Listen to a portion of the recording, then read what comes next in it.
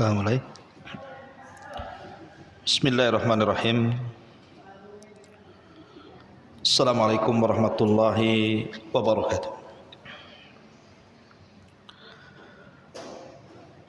Alhamdulillah wassalatu wassalamu ala Rasulillah wa ala alihi wa sahbihi wa mawalah wa la hawla wa la quwwata illa billahi wa ba'd. Alhamdulillah, segala puja dan puji hanya milik Allah subhanahu wa ta'ala. Salawat dan juga salam kita hadiahkan kepada Rasul kita Nabi besar Muhammad sallallahu alaihi wa ala alihi wasallam. Ma'asyiral muslimat yang dimuliakan Allah subhanahu wa ta'ala, alhamdulillah di pagi menjelang siang ini kembali kita bisa duduk untuk bertalabul ilmi di Masjid Nidaul Ilmi. Dan pembahasan di siang ini kita akan membahas 5 ayat dalam Al-Quran yang lebih baik dibandingkan dunia dan isinya. 5 ayat dalam Al-Quran lebih baik dibandingkan dunia dan isinya. Apa saja 5 ayat itu? Ini yang kita akan bahas di pagi menjelang siang ini. Ma'asyiral muslimat yang dimuliakan Allah subhanahu wa ta'ala, pembahasan ini diambil dari sebuah riwayat yang dikeluarkan dari Al-Imam Hakim dalam Mustadraknya ala syarti sahihaini dari sahabat Abdullah ibn Mas'ud radhiyallahu anhu, di mana Abdullah ibn Mas'ud radhiyallahu anhu mengatakan, inna fi suratin nisa la khamsa ayatin ma yasurruni anni li bihad dunya wa ma fiha. Kata beliau Abdullah ibn Mas'ud radhiyallahu an, sesungguhnya di dalam surah An-Nisa ada 5 ayat. Yang 5 ayat ini lebih aku senangi dibandingkan aku memiliki dunia dan segala isinya. Kata beliau, di dalam surah An-Nisa ini ada 5 ayat. Yang 5 ayat ini sangat aku sukai dibandingkan aku memiliki dunia dan isinya. Apa 5 ayat dalam surah An-Nisa itu? Pertama, surah An-Nisa ayat 48. Innallaha la yaghfiru an yushraka bihi wa yaghfiru ma duna dzalika liman yasha wa man yusyrik billahi faqad iftara itsman azima.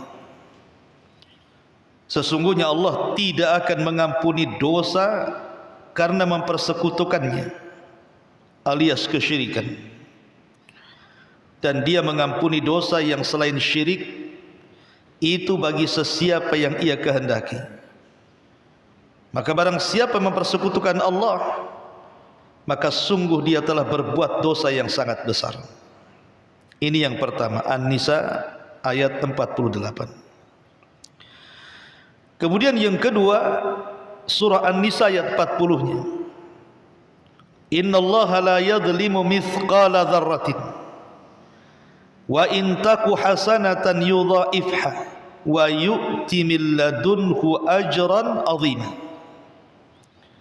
Sungguh Allah tidak akan menzalimi seseorang walaupun sebesar zarah, dan jika ada kebaikan walaupun sekecil zarah, niscaya Allah akan melipat gandakannya dan memberikan pahala yang sangat besar di sisinya. Ini yang kedua. Yang ketiga, surah An-Nisa ayat 31. In tajtanibu kaba'ira ma tunhauna anhu nukaffir ankum sayyiatikum wa nudkhilkum madkhalan karima. Jika kamu menjauhi dosa-dosa besar di antara dosa-dosa yang dilarang mengerjakannya, niscaya kami hapus kesalahan-kesalahanmu dan kami akan masukkan kamu ke tempat yang mulia, maksudnya surga. Kemudian ayat yang keempat surah An-Nisa ayat 64-nya, wa ma arsalna min rasulin illa liyuta'a biidznillah walau annahum idh zalamu anfusahum ja'uka fastaghfirullaha wastaghfara lahumur rasul lawajadullaha tawwabar rahim. Dan kami tidak mengutus seorang rasul melainkan untuk ditaati dengan izin Allah. Dan sungguh sekiranya mereka setelah mendolimi dirinya datang kepadamu lalu memohonkan ampun kepada Allah dan Rasul pun memohonkan ampun untuk mereka, niscaya mereka mendapatkan Allah Maha Penerima Taubat lagi Maha Penyayang. Dan ayat yang terakhir masih di dalam surah An-Nisa 110. Wa man ya'mal su'an aw yadhlim nafsah thumma yastaghfirillaha yajidillaha ghafurar rahim. Dan barang siapa berbuat kejahatan dan berbuat aniaya kepada dirinya, kemudian dia memohon ampun kepada Allah, niscaya dia akan mendapatkan Allah Maha Pengampun lagi Maha Penyayang. Inilah 5 ayat yang dikatakan Abdullah ibn Mas'ud radhiyallahu an, lebih aku senangi daripada aku memiliki dunia dan isinya. Baik, kita akan bahas satu persatu ayat ini. Ma'asyiral muslimat yang dimuliakan Allah Subhanahu wa taala, yang pertama surah An-Nisa ayat 40 tadi. Allah Subhanahu wa taala mengatakan, innallaha la yadhlimu mithqala dzarratin wa in taku hasanatan yudha'ifha wa yu'ti min ladunhu ajran 'azima. Sungguh Allah tidak akan menzalimi kepada seseorang walaupun dia membawa amalan sebiji zarah, dan jika ada kebaikan walaupun sebiji zarah sekalipun, niscaya Allah akan melipat gandakannya dan memberikan pahala yang sangat besar di sisinya. Ayat ini An-Nisa ayat 40 ini menjelaskan kepada kita bahwa sekecil apapun amal kita,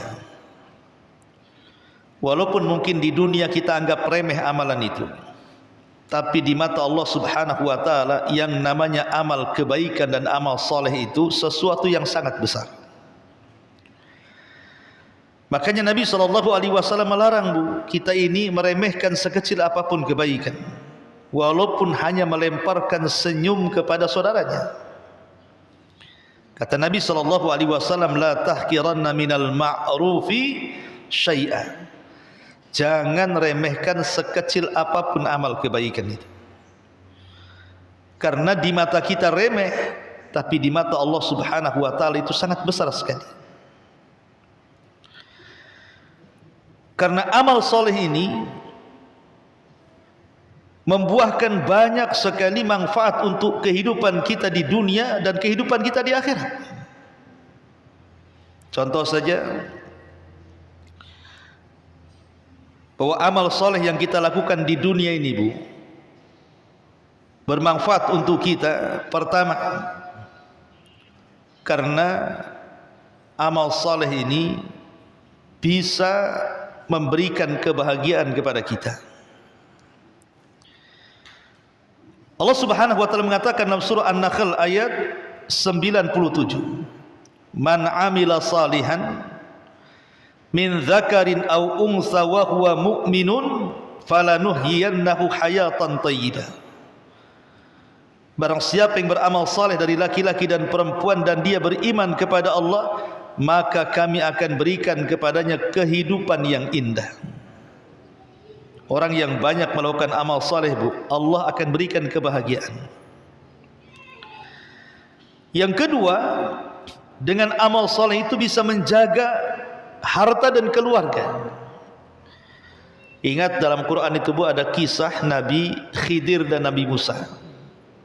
Jadi Khidir dan Musa ini satu hari masuk ke sebuah tempat ingin dijamu karena dia seorang musafir yang kehabisan bekal. Tapi sayang, dia masuk ke perkampungan, satu kampung itu bakhil semua Bu. Nggak ada yang mau ngasih makanan dan minuman kepada Khidir dan juga Musa alaihissalam. Akhirnya kemudian Musa dan Khidir keluar dan hendak mencari kampung yang lainnya. Tapi kemudian di perbatasan kampung ada rumah yang mau roboh. Kata Khidir kepada Musa, kita perbaiki rumah ini dulu. Musa ketika itu heran, kita lagi kesusahan memperbaiki rumah sementara pemiliknya tidak ada. Harusnya kalau memperbaiki rumah kan jelas pemiliknya dapat upah sehingga dengan upah itu dia bisa makan. Tapi Khidir mengatakan sudah, perbaiki saja. Akhirnya diperbaiki. Kemudian setelah kejadian ini Musa bertanya soal takwilnya, kenapa gitu ya. Maka Khidir alaihi salam mengatakan bahwa rumah itu yang hampir roboh itu pemiliknya adalah 2 anak yatim. Jadi rumah itu punya 2 anak yatim yang tinggal di kota.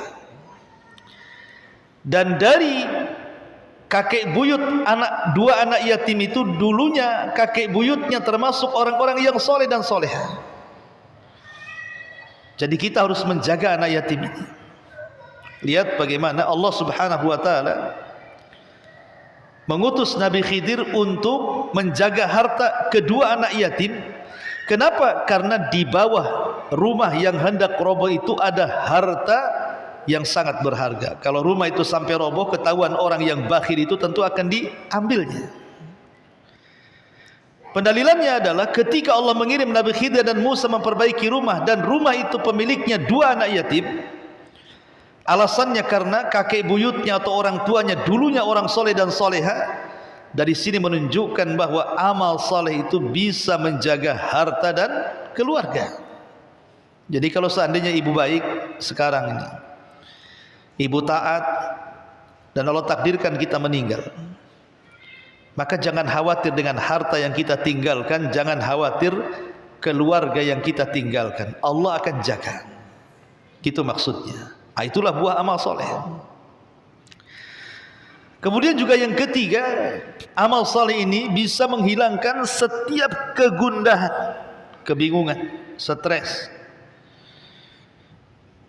Karena bagaimanapun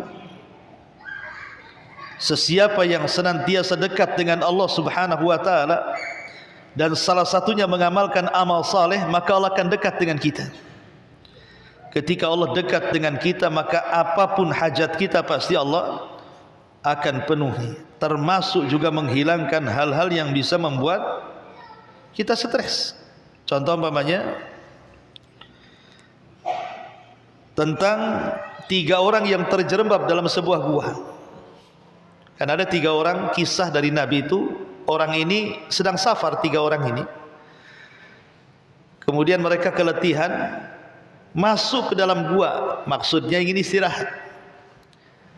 Setelah mereka tertidur dalam gua itu, tiba-tiba pula ada batu menimpa pintu gua dan menghalangi mereka keluar dalam gua. Akhirnya mereka berusaha mendorong batu itu, tidak bisa. Kemudian 3-tiganya sepakat mereka ingin tawassul. Tawassul kepada Allah Azza wa Jalla dengan apa, Bu? Dengan amal soleh. Yang satu tawassul dengan birrul walidain, berbuat baik kepada orang tua. Yang satu tawassul dengan melaksanakan hak-hak pekerja. Dan yang satu tawassul dengan afaf, menjaga kehormatan untuk tidak berzina. Dan 3-tiganya amal soleh. Birrul walidain amal soleh. Kita menggaji atau memberikan upah kepada orang yang bekerja kepada kita sebelum keringatnya kering, itu juga amal soleh. Termasuk juga menjauh dari zina, itu amal soleh. Ketika kemudian 3-tiganya tawassul dengan 3 amal soleh ini, maka dengan izin Allah akhirnya kemudian mereka dikeluarkan dari kebingungan, dari stres yang hampir mati dalam gua itu. Akhirnya pintu gua pun terbuka lebar-lebar. Lihat bagaimana dampak amal soleh ini. Kemudian yang keempat, amal soleh juga menjadikan kita dicintai Allah. Makanya Nabi SAW mengatakan, wa ma yazalu abdi yataqarrabu ilayya bin nawafil hatta uhibbahu. Ketika seorang hamba setelah melaksanakan yang wajib kemudian dia menambah dengan yang sunnah-sunnah, maka ketika itu aku, kata Allah, semakin mencintai hamba itu. Dan tentu amal soleh juga bisa menjadikan kita dicintai orang, dicintai manusia. Bukan Allah cinta saja kepada kita, manusia pun cinta dengan kita. Ibu kalau suka nolong orang, cara bicaranya juga santun, kemudian juga tidak pernah menyakiti orang, pasti orang suka, Bu. Itulah amal soleh. Ini baru di dunia ya. Kalau di akhirat sudah jelas. Pertama kita mendapatkan bisyarah saat kematian kita. Karena Allah Subhanahu wa taala mengatakan, innal ladzina qalu rabbuna Allah tsumma istaqamu tatanazzalu alaihimul malaikatu alla takhafu wa la tahzanu wa abshiru bil jannati allati kuntum tu'adun. Orang-orang yang mengatakan Rabb kami Allah, kemudian mereka istiqamah, maka saat kematiannya turun malaikat dan mengatakan, jangan takut, jangan sedih, berbahagialah karena sorga sudah menanti kamu. Lihat bagaimana amal soleh itu berdampak setelah kematian kita. Saat matinya saja kita dapat kabar gembira. Belum lagi kita aman dari azab kubur. Karena nanti solat kita, puasa kita, zakat kita, haji kita, sedekah kita, silaturahim kita, birrul walidain kita, atau apalah sebutkan nama amal solehnya, itu akan menjelma seperti manusia yang indah rupawan, kata-katanya santun, kemudian akan menemani kita selama kita dalam kuburan, dan kita akan dijauhkan dari azab kubur. Belum lagi kelak di padang mahsyar, amal soleh itulah yang akan menyelamatkan kita di saat manusia sedang ketakutan. Dan tentu tidak ada nikmat yang lebih besar bagi orang-orang yang beramal soleh kecuali pasti akan mendapatkan surga Allah Subhanahu wa taala. Maka ayat yang pertama ini memberikan faedah kepada kita, jangan remehkan sekecil apapun amal soleh. Karena di mata Allah Subhanahu wa taala amal soleh itu besar. Dan Allah Subhanahu wa taala tidak akan pernah menzalimi hambanya. Sekecil apapun amalan kita, walaupun sebiji zarah, zarah itu artinya semut, walaupun amal itu sebiji semut gitu ya, tetap Allah Subhanahu wa taala akan membalasnya. Bahkan terkadang satu amalan itu bisa dibalas dengan 10 kali lipat, atau sampai kepada 700 kali lipat, atau mungkin boleh jadi lebih daripada itu yang tidak ada yang tahu kecuali Allah lipatannya. Contoh umpamanya, orang yang membaca satu huruf dalam Quran, berapa lipatannya? 10 kali lipat. Kata Rasul, man qara'a harfan min kitabillah falahul hasanatu wal hasanatu bi asyri amsalihha. Siapa yang membaca satu huruf saja dalam Al-Quran, maka dia akan dilipat gandakan kebaikannya 10 kali lipat. Bayangkan, satu huruf artinya satu kebaikan, pahalanya 10 kali lipat. Bahkan sampai 700 kali lipat, seperti umpamanya ketika Allah bicara soal sedekah, di mana Allah Subhanahu wa taala melipat gandakan orang yang bersedekah itu menjadi 700 kali lipat. Bahkan terkadang ada amalan itu yang tidak tahu kelipatannya berapa pahalanya, seperti puasa. Nabi mengatakan, as-saumu li wa ana azzibihi. Puasa itu untukku dan aku yang akan membalasnya, tanpa menyebutkan lipatannya. Jadi jangan pernah remehkan sekecil apapun amal saleh. Ingat satu kisah yang pernah saya ceritakan kepada ibu-ibu, kisah seorang wanita namanya Zubaidah. Zubaidah ini istri daripada seorang khalifah Islam, Harun Ar-Rasyid. Ketika Zubaidah dan juga suaminya melaksanakan haji, Dilihatnya banyak jemaah haji itu yang tumbang gara-gara kehausan. Bahkan sebagian mereka ada yang meninggal dunia. Sehingga Zubaidah, istri solehah ini ngomong sama suaminya Harun ar-Rasyid, berkeinginan untuk menginfakkan seluruh kekayaannya untuk membuat mata-mata air, di mana mata-mata air ini akan dibuat terbentang dari Mina sampai ke Arafah, bahkan sampai ke Mekah, supaya orang-orang yang haji itu mereka tidak kehausan. Subhanallah.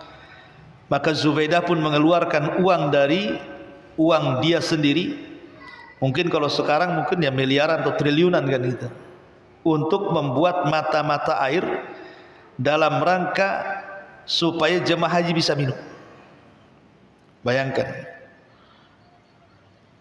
orang yang ngasih minum anjing saja, Bu, dalam hadis Bani Israel itu kan, seorang pelacur ngasih minum anjing masuk surga karena keikhlasannya.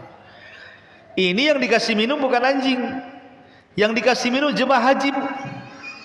Dan jumlah jemaah haji tidak ada yang tahu jumlahnya kan, saking banyaknya.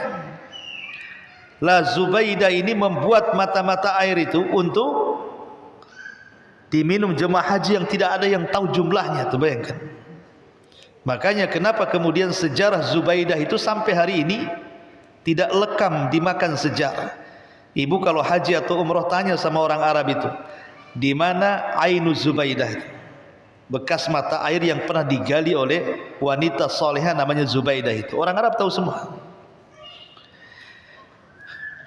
Tetapi bukan ini yang saya maksudkan. Jadi sebelum wafatnya Zubaidah ini, Bu, dia bermimpi, dipanggil oleh Allah Subhanahu wa taala, dan dia pun menghadap Allah Azza wa Jalla.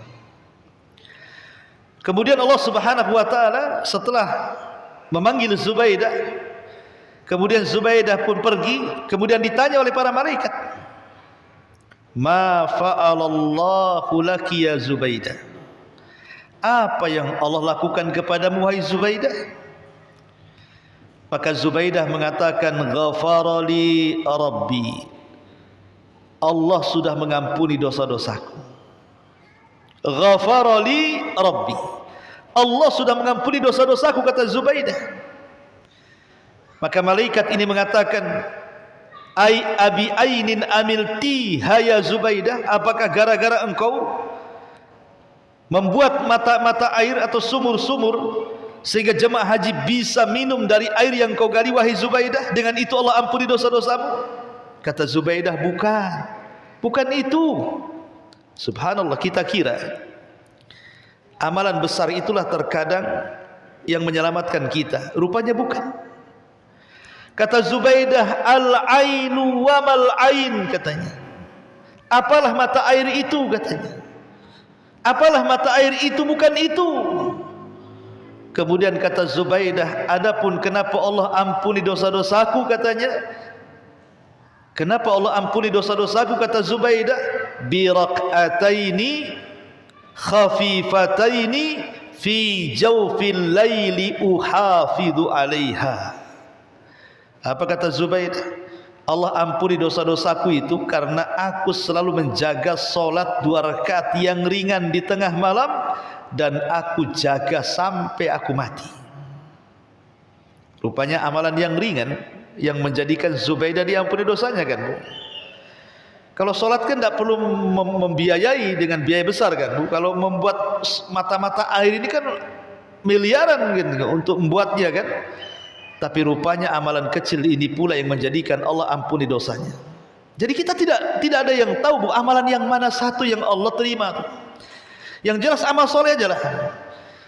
Kalau seandainya ibu pulang dari sini ada jarum, ada paku, ada beling di jalan, turun, sisihkan ke pinggir jalan. Kalau umpamanya lewat dengan saudaranya, kita ucapkan assalamualaikum, kita lontarkan senyum. Kemudian ada orang yang ingin dibantu, dengan tangan kita bantu, dengan waktu kita bantu, dengan nasihat kita bantu. Pokoknya apapun amal soleh, kita tidak tahu yang satu mana yang amal soleh itu yang akan diterima Allah kan. Dari sinilah maka nasihat yang pertama kata Abdullah bin Mas'ud ini, jangan remehkan sekecil apapun amal soleh. Ini yang pertama. Yang kedua, surah An-Nisa ayat 48. Innallaha la yaghfir an yushraka bihi wa yaghfiru ma duna dzalika liman yasha. Wa man yusyrik billahi faqad iftara itsman 'azima.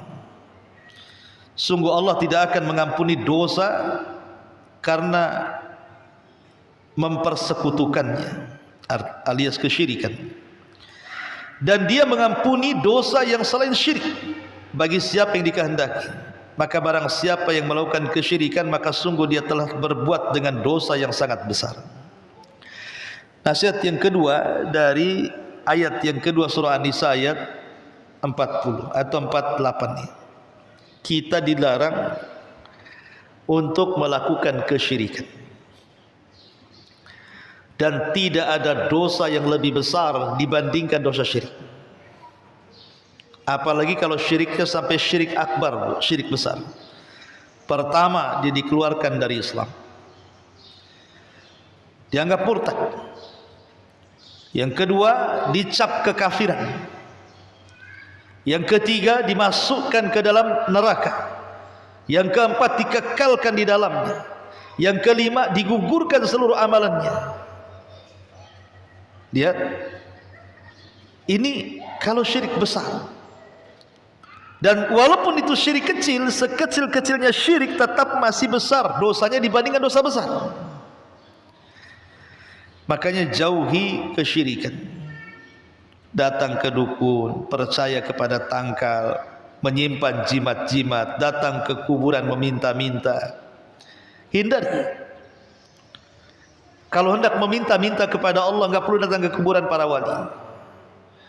Kalau hendak meminta-minta kepada Allah, tidak perlu datang ke dukun-dukun, ke bomo-bomo. Allah Rasul mengatakan kepada Abdullah ibn Abbas radhiyallahu anhuma, "Idza sa'alta fas'alillah." Kalau engkau minta, minta langsung kepada Allah. Tidak usah minta-minta kepada makhluk. Ataupun kesyirikan yang sifatnya kecil, seperti syirik dalam ucapan, mengatakan kalau bukan karena Allah dan kamu. Harusnya cukup kalau bukan karena Allah saja. Kalaupun mau ditambah kemudian, bukan pakai dan. Atau orang bersumpah dengan sumpah selain daripada Allah subhanahu wa ta'ala. Atau orang bernazar kepada selain Allah, takut kepada selain Allah, mengharap kepada selain Allah, maka ini adalah kesyirikan. Maka jangan sampai kehidupan kita dipenuhi dengan kesyirikan. Jadilah orang yang muwahhid, ahli tauhid, supaya kita bahagia dunia dan akhirat. Ini yang kedua. Yang ketiga, surah An-Nisa ayat 31. In tajtanibu kaba'ira ma tunhauna anhu nukaffir ankum sayyi'atikum wa nudkhilkum mudkhalan karima. Jika kamu menjauhi dosa-dosa besar di antara dosa-dosa yang dilarang mengerjakannya, niscaya kami hapus kesalahan-kesalahanmu dan akan kami masukkan kamu ke tempat yang mulia, maksudnya surga. Ma'asyiral muslimat yang dimuliakan Allah Azza wa Jalla, nasihat yang ketiga adalah hindari dosa-dosa besar. Hindari dosa-dosa besar. Karena dalam sebuah hadis Nabi SAW mengatakan, ijtanibu sab'al mubiqah, jauhi oleh kalian 7 perkara yang akan membinasakan kalian. Dosa besar itu bisa membinasakan kita, bisa menghancurkan kehidupan kita, dunia kita dan akhirat kita. Sahabat kemudian bertanya, Rasul, apa yang dimaksud 7 perkara itu? Maka Rasul menyebutkan, pertama syirik, yang kedua sihir, yang ketiga membunuh jiwa yang diharamkan tanpa ada hak yang dibenarkan, yang kelima makan riba, yang keenam makan harta anak yatim, kemudian yang keenam lari dari peperangan, dan yang terakhir menuduh wanita baik-baik sebagai pezina. Kata Rasul, kesyirikan, sihir, membunuh, dosa riba, memakan harta anak yatim, lari dari pertempuran, atau menuduh orang-orang yang baik dikatakan pezina. Jadi hindari dosa-dosa besar ini. Dosa-dosa besar ini banyak, ya. Durhaka kepada orang tua dosa besar. Kemudian juga menjauhi berdusta atas nama Allah dan Rasulnya juga dosa besar. Menipu itu dosa besar. Ghibah itu dosa besar. Judi dosa besar. Mencuri dosa besar. Ataupun mencaci, memaki, melaknat itu dosa besar. Atau tasyabuh, ataupun laki-laki menyerupai perempuan atau perempuan menyerupai laki-laki, atau kepala rumah tangga yang tidak punya kecemburuan keluarganya bermaksiat. Itu semua dosa besar, termasuk riya, berkhianat, mengadu domba, kemudian juga nusuznya seorang istri kepada suami, menyakiti tetangganya, ataupun menyembelih kepada selain Allah, berjidal, merasa aman dari makar Allah, meninggalkan salat. Itu semua dosa-dosa besar. Intinya bahwa dosa besar ini banyak. Dan definisi dosa besar itu, Bu, setiap dosa yang di dunia diancam dengan potong tangan, dengan rajam, dengan cambuk, dengan pokoknya ada ancaman di dunia. Atau kalaupun tidak ada ancaman di dunia, ada ancaman di akhirat. Diancam dengan neraka, diancam dengan azab. Maka itu semua dosa besar. Maka hindarilah dosa besar-besar supaya kita mendapatkan kebahagiaan dunia dan akhirat. Kemudian ayat yang keempat dan yang kelima ini sama tentang keutamaan istighfar. An-Nisa ayat 64-nya, wa ma arsalna mir rasulin illa liyuta'a bi idznillah walau annahum idzalamu anfusahum ja'uka fastaghfirullaha wastaghfara lahumur rasul lawajadullaha tawwabar rahima. Dan kami tidak mengutus seorang rasul melainkan untuk ditaati dengan izin Allah. Dan sungguh sekiranya mereka setelah mendolimi dirinya datang kepadamu lalu memohonkan ampun kepada Allah dan Rasul pun memohonkan ampun kepada mereka, niscaya mereka mendapatkan Allah penerima taubat yang dan juga Maha Penyayang. Kemudian juga An-Nisa 110-nya, wa may ya'mal su'an aw yadhlim nafsa thumma yastaghfirillah yajidillaha ghafurur rahim. Dan barang siapa berbuat kejahatan dan menganiaya dirinya, kemudian dia memohonkan ampun kepada Allah, niscaya dia akan mendapatkan Allah Maha Pengampun lagi Maha Penyayang. Ayat yang keempat, yang kelima ini anjuran agar kita jangan pernah berputus asa. Tidak boleh putus asa dari rahmat Allah Azza wa Jalla. Sebesar apapun dosa kita, anggaplah kita dari kecil sampai tua melakukan dosa, Bu. Kemudian kita bertobat kepada Allah Azza wa Jalla, Allah itu pasti mengampuni dosa kita. Ingat di zaman Rasul ada seorang sahabat namanya Usairim. Abu Hurairah radhiyallahu anhu pernah ngomong di hadapan para sahabat, maukah ku habarkan kepada kalian seorang laki-laki tidak pernah sujud kepada Allah, tidak pernah ruku kepada Allah, tapi dia bisa masuk surga dan Allah letakkan surganya paling tinggi, katanya.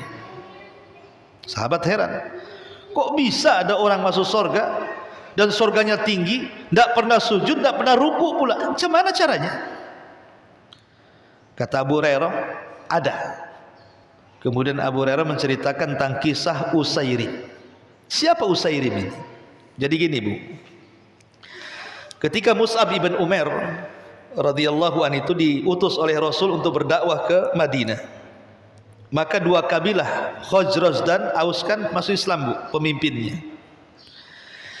Jadi kabilah Aus itu pemimpinnya namanya Sa'd bin Rabi, Sa'd bin Mu'adz.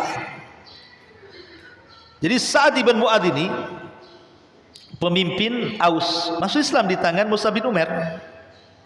Setelah dia masuk Islam, Sa'd ini pulang kepada kabilahnya Aus dan mengancam, kalian kalau tidak ikut aku masuk Islam, jangan satu atap denganku. Masya Allah, gara-gara seruan Sa'd ini kepada kabilahnya, dan dia pemimpin kabilah Aus, satu kabilah masuk Islam. Makanya wajar kalau Sa'ad bin Mu'adz ini ketika meninggal, arsy Allah itu bergegar, 70.000 malaikat mengikuti jenazahnya, karena dia mengislamkan satu kabilah Aus tuh. Cuman dari satu kabilah Aus itu satu orang tidak mau masuk Islam, namanya Usairim. Dia nggak mau masuk Islam. Satu kabilah masuk Islam, dia sendiri tak mau masuk Islam, Usairim ini. Tapi entah kenapa ketika perang Uhud tergerak dia ingin menolong kabilahnya. Dia di barisan kaum muslimin, tapi bukan karena jihad. Dia karena ingin menolong kabilahnya saja. Masa satu kabilah perang, saya termasuk kabilah Aus, saya nggak ikut katanya. Saya ikut perang itu bukan membela Islam, tapi membela kabilah. Tapi Nabi SAW melarang, tidak bisa Usairim kau ikut perang katanya. Kata Usairim, kenapa saya tak boleh ikut perang? Saya kan bela kabilah saya Aus. Kata Rasul, tidak bisa sampai kau masuk Islam. Akhirnya dibujuk-bujuk, masuk pula Islam Usairim. Bersyahadat dia sebelum perang. Akhirnya dia masuk dalam pertempuran, Allah takdirkan dia mati syahid. Coba bayangkan, bersyahadat, setelah itu mati syahid. Maka kata Nabi SAW, lihat Usairim ini, dia tidak pernah sujud dan ruku walaupun satu kali, tapi masuk sorga dengan sorga yang paling tinggi katanya. Lihat, padahal Usairim ini tidak pernah masuk Islam, artinya kan dosa aja kehidupannya itu. Tapi bagaimanapun amal itu kan ditentukan akhirnya. Maka jangan pernah seseorang itu putus asa dari rahmat Allah. Jangan, karena banyak orang-orang yang lantaran terpikir dosanya sampai akhirnya malas dia bertobat. Kayaknya enggak layak kalau saya bertobat diampuni. Kata siapa? Allah yang mengatakan dalam hadis kursi, ya ibna Adam, lau balagat dunubuka ananas sama. Wahai anak Adam, kalaulah dosamu melambung sampai ke awan, thumma astaghfartani, kau datang minta ampunan kepadaku, kata Allah, ghafartu laka wala ubali, ku ampuni, aku tak peduli katanya. Lihat bagaimana rahimnya Allah, tawabnya Allah, zat yang maha penerima taubat kepada kita. Maka sekali lagi jangan putus asa dari rahmat Allah. Terus kita ini beristighfar kepada Allah Azza wa Jalla, terutama bacalah istighfar yang paling baik yang disebut dengan Sayyidul Istighfar, pemimpinnya istighfar. Allahumma anta rabbi la ilaha illa anta khalaqtani wa ana abduk wa ana ala ahdik wa wa'dika mastata' a'udzubika min syarri ma sana' abu'u laka bi ni'matika alai wa abu'u bi dzambi faghfirli fa innahu la yaghfiru dzunuba illa anta. Teruslah mintalah ampun kepada Allah Azza wa Jalla dengan beristighfar kepada Allah Azza wa Jalla. Ini diantara kandungan 5 ayat yang kata Abdullah bin Mas'ud radhiyallahu an, lebih aku sukai dibandingkan aku memiliki dunia dan isinya. Kenapa? Karena kalau kita ringkas nih dari 5 ayat ini, Bu, apa yang bisa kita petik? Pertama, bahwa kita disuruh untuk banyak-banyak amal soleh. Dunia ini bisa hilang, entah dunia yang meninggalkan kita atau kita yang meninggalkan dunia, tapi amal soleh itu tidak akan pernah hilang, walaupun sampai kepada kematian kita, bahkan sampai kita dimasukkan ke dalam surga. Yang kedua, tauhid. Dan tauhid itu kunci daripada surga. Miftahul jannah la ilaha illallah. Dan surga itu kenikmatannya tidak bisa dibayangkan dengan kenikmatan dunia. Surga itu kenikmatannya tidak pernah dilihat mata, didengar telinga, terlintas pun tidak. Tapi sebaliknya, dosa syirik, hati-hati, bisa mengekalkan orang di neraka. Kemudian yang ketiga, larangan dosa besar. Ya, karena orang yang banyak melakukan dosa besar ini, Bu, tidak akan tenang hidupnya. Seorang pencuri walaupun dia banyak menghasilkan dari hasil curiannya, enggak pernah tenang hidupnya. Koruptor-koruptor itu, orang yang mendolimi orang, tidak akan pernah hidupnya tenang. Kenapa? Karena dia didoakan orang yang didoliminya. Maka jauhi dosa-dosa besar. Kemudian juga yang terakhir, taubat. Karena taubat inilah yang menjadikan semua dosa-dosa kita diampuni. Dan memperbanyak istighfar supaya aib kita ditutup dari manusia, dan dosa-dosa kita tidak menjadikan azab bagi kita pada hari kiamat. Makanya wajar kalau 5 ayat ini, kata Abdullah bin Mas'ud ini, lebih aku sukai dibandingkan dunia dan isinya. Wallahu a'lam bishawab. Ini yang bisa sampaikan. Taib, sebelum saya tutup, kalau ada yang bertanya silakan.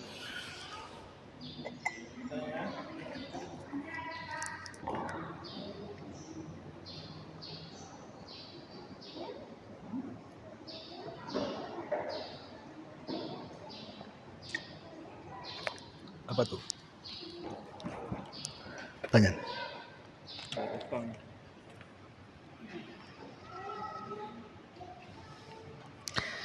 Bagaimana caranya kita membayar hutang kepada orang yang tidak tahu di mana keberadaannya? Iya. Alhamdulillah wassalatu wassalamu ala Rasulillah, amma ba'd. Pertanyaan yang sangat bagus sekali. Karena banyak orang yang punya hutang tak mau bayar masalahnya.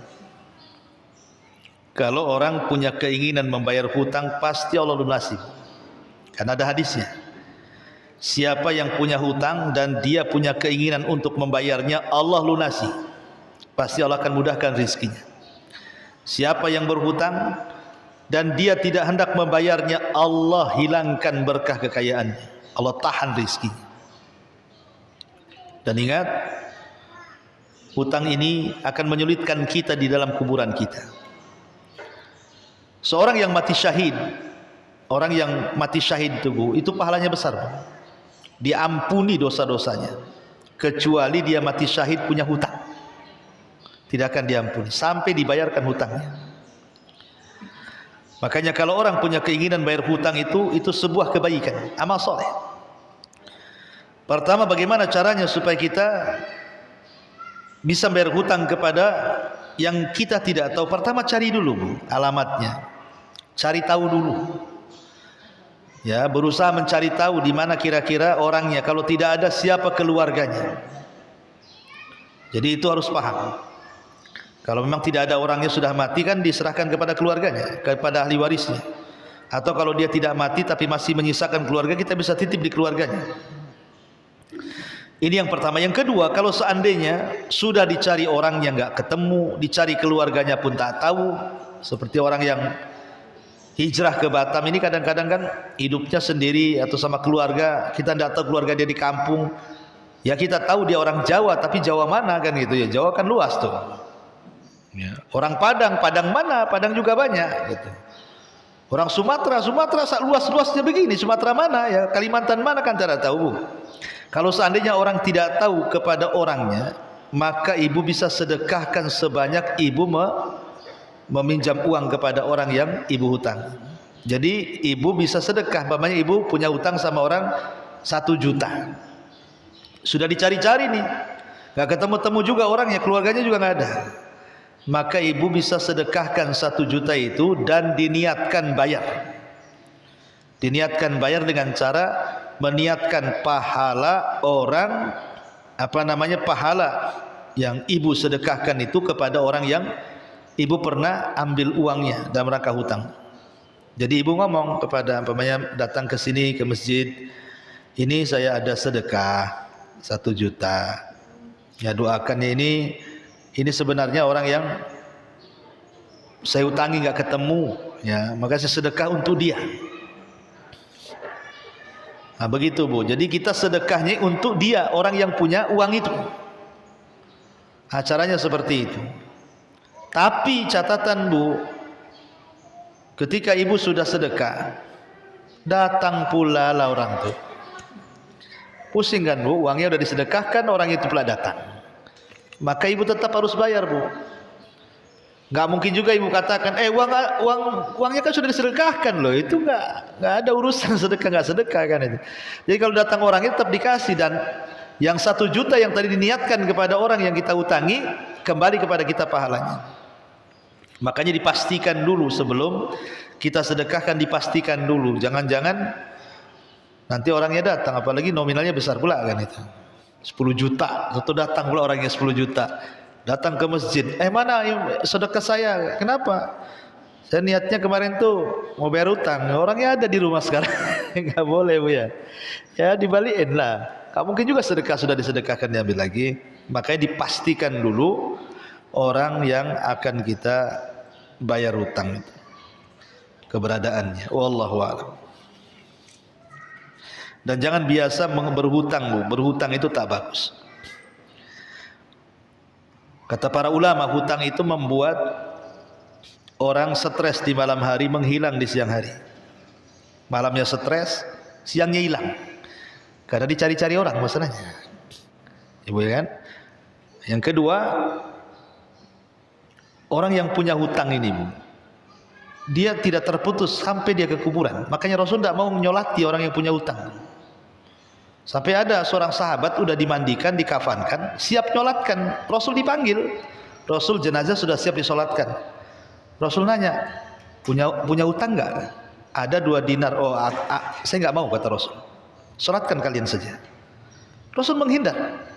Sampai ada seorang sahabat namanya Abu Qatadah mengatakan, Rasul, aku yang jamin yang 2 dinar itu, kata. Baru Rasul mau. Ya, sampai seperti itu. Ya. Nah, sekarang ini kan zaman hutang, Bu. Di zaman hutang ini repot. Kalau kita mati, maka akan susah kematian kita. Coba rumah ngutang, nanti rumah belum selesai nih, kendaraan ngutang, kendaraan belum selesai, spring bed ngutang, nanti kulkas ngutang, semua ngutang. Nah, kan repot kehidupan kita ini. Walaupun dengan alasan itu kan kredit kecil bisa lalu, enggak, bukan masalah itu. Kita ini tidak tahu matinya kapan. Maka sebisa mungkin jauhilah hutang. Walaupun dalam Islam boleh berhutang itu kalau satu dalam kondisi darurat. Boleh. Namanya ibu masih sewa rumah, nggak ada duit. Kalau enggak, ibu nggak bisa tidur di rumah, bisa diusir sama yang punya rumah karena nggak bisa bayar sewa. Atau paksalah dia ngutang untuk bayar rumah. Itu terpaksa namanya. Kalau sekarang kan ngutang bukan terpaksa, Bu. Ya, bukan terpaksa, jadi sudah keenakan ngutang ini. Memang kerjanya ngutang dia. Nah, ini kan repot kalau ada ngutang jadi pekerjaan. Makanya hindarilah hutang piutang ini karena ngeri, ya. Bukan hanya di dunia, di akhirat juga balasannya jelas. Wallahu a'lam. Baik, kalau nggak ada, kita tutup dengan doa kafaratul majlis. Subhanakallahumma wa bihamdika asyhadu an la ilaha illa anta astaghfiruka wa atubu ilaik. Allahu ta'ala alam. Assalamualaikum warahmatullahi wabarakatuh.